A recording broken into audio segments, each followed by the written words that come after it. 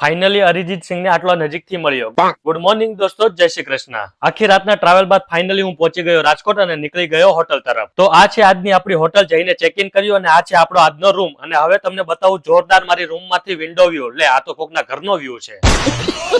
થોડી વારમાં આવી ગયા સૌરભભાઈ. બંને ભાઈ આજે હોટલનો બધો નાસ્તો પૂરો કરવાનો સંકલ્પ લીધો. મોંઘી મોંઘી હોટલના નાસ્તાના સ્વાદનો ચટકો ક્યાંક મને ભાખરીનો સ્વાદ ના ભૂલાવી દે. નાસ્તો કરીને આવી ગયો રૂમમાં અને થોડી વાર આરામ કર્યો. દોસ્તો, આરામ હરામ છે એટલે ઉભો થઈને ફટાફટ રેડી થઈ ગયો, કેમ કે જવાનું હતું અરિજીત સિંહને મળવા. ચા પીવાની ઈચ્છા થઈ તો હોટલમાં ચા બનાવી. ચા એવી બની કે પહેલી ચુસ્કી મારી ત્યાં તો યમરાજા દેખાવા લાગ્યા.